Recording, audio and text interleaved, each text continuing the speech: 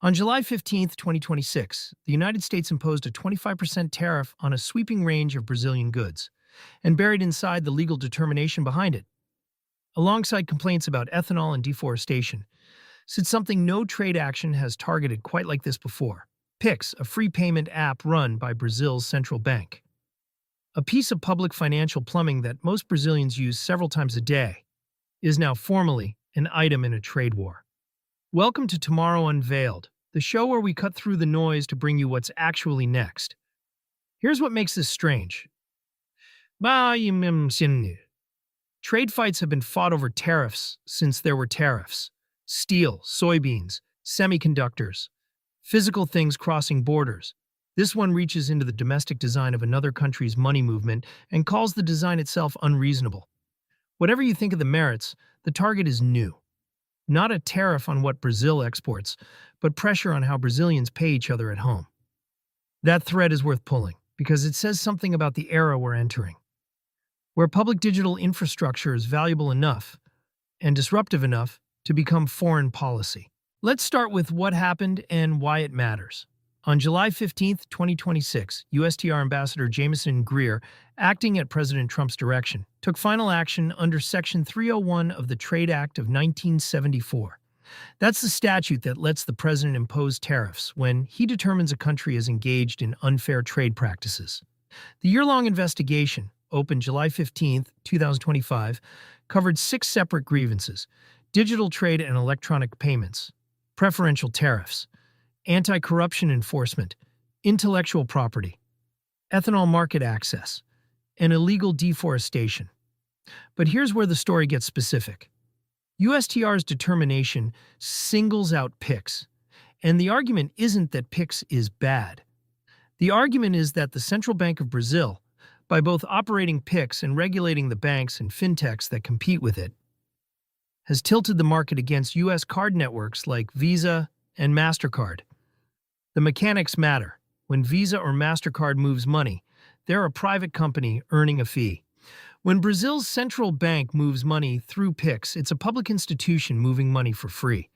The question USTR raises is whether a government that's simultaneously the regulator and the dominant competitor can be trusted to regulate fairly. That's the complaint. And it's landed on a payment system that most Brazilians use multiple times a day. Not as a luxury, as infrastructure.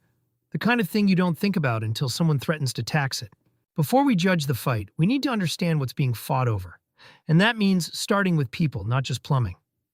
When Banco Central do Brasil launched Pix in November 2020, roughly a third of adults on Brazil's Bolsa Familia anti-poverty program had bank accounts. Today, that figure is near 90%. The IMF found that by the end of 2022, Pix had already carried electronic transfers for more than 71 million people who'd never made an electronic transfer before. By early 2026, Pix has around 200 million monthly active users. That's roughly 76% of Brazil's entire population. More than use debit cards. The system moves on the order of 3.4 trillion Brazilian reais a month. Something like $680 billion monthly, dwarfing credit and debit combined. For an individual user, sending money is free, instant. Works nights, weekends, holidays. No waiting for the bank to open. But the real story isn't in the numbers. It's in what those numbers mean for a human being. A street vendor who could never afford a card terminal can now take a payment with a phone and a QR code. A worker paid on Friday night has the money that night, not Monday morning, not after the bank's processing window closes. Tens of millions of people who lived entirely in cash, invisible to credit, to formal savings, to the digital economy, got a door into it that cost them nothing to walk through.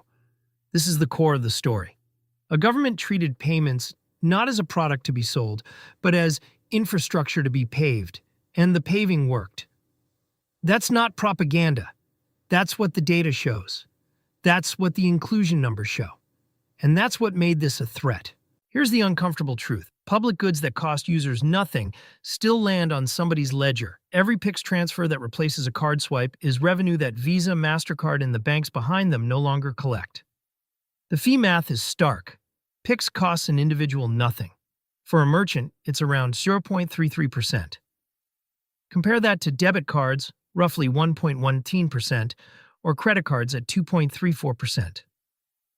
As Brazilians moved everyday spending onto the free rail, volume migrated away from the card networks. And with it went the fees. USTR also points to something else: a central bank rule requiring larger banks and fintechs, those above 500,000 account holders, to offer PIX. The argument is that a mandate to carry the competing product is itself a thumb on the scale. Now here's where honesty matters. From the card network's seat, this isn't paranoia. A state-built, state-mandated, zero-fee competitor genuinely did erode a profitable business. Fast. That's not unfounded complaint. That's documented fact. The uncomfortable truth underneath is that the disruption worked because it was public. No private firm could offer payments at zero and mandate universal reach, because no private firm could survive doing so. PIX didn't beat Visa on Visa's terms. It changed the terms by deciding that payments should be a utility, not a product. That's exactly why it drew fire, and exactly why the fire is aimed at the publicness itself. Here's where we have to give the other side its strongest form, because the show doesn't strawman. Strip away the trade war theatrics, and there's a real question inside the U.S. filing. The Central Bank of Brazil both operates PIX and regulates every private player that might compete with it. That's a structural conflict of interest. The referee owns a team, and it's not only Washington flagging this. Competition economists have raised the same concern. Published through late 2025 in serious venues by serious people.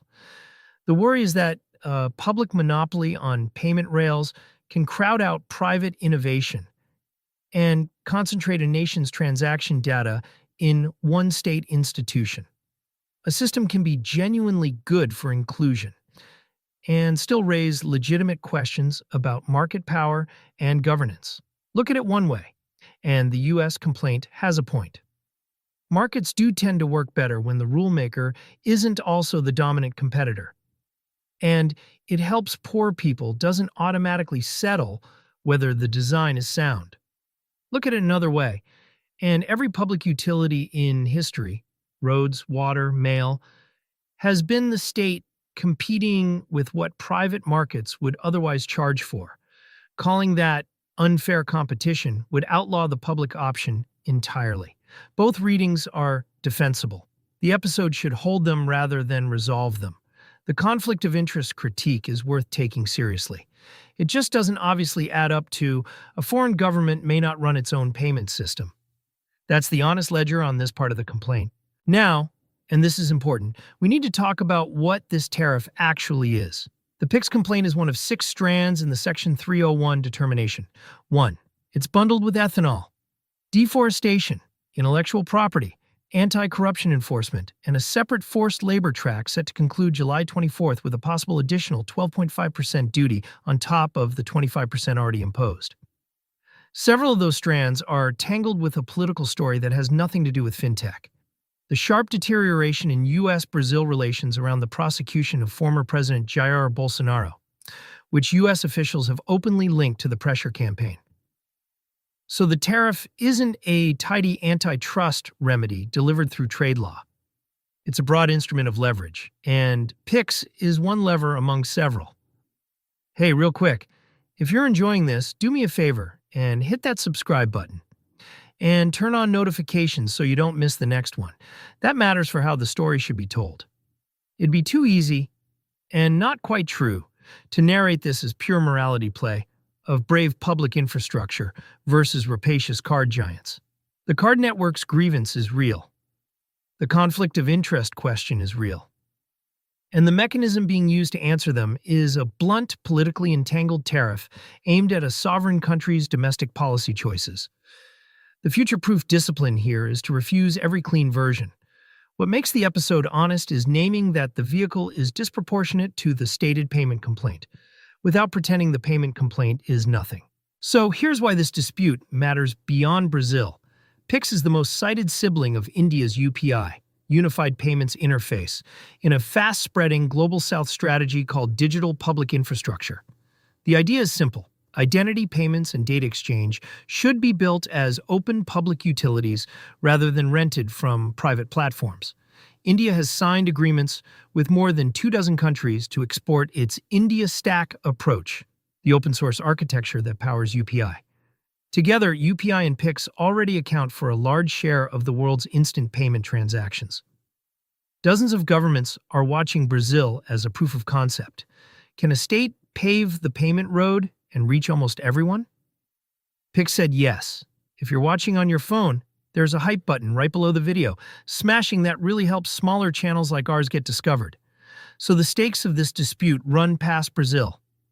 If a public payment system that succeeds can be answered with tariffs, that lands as a warning to every finance ministry weighing whether to build its own rails or keep renting foreign ones. Success against incumbents may invite retaliation from the incumbent's government. The hopeful reading: the Pix model is proven and spreading and hard to unring. The sober reading: the countries most tempted to copy it are exactly the ones with the least leverage to absorb a trade fight. The episode should carry both. The model works.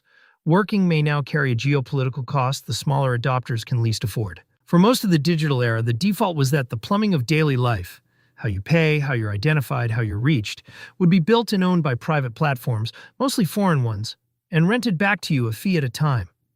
Pix is one of the clearest proofs that a country can choose differently. Build the plumbing as a public good. Give it away. Bank the people the market never bothered to reach. That choice worked.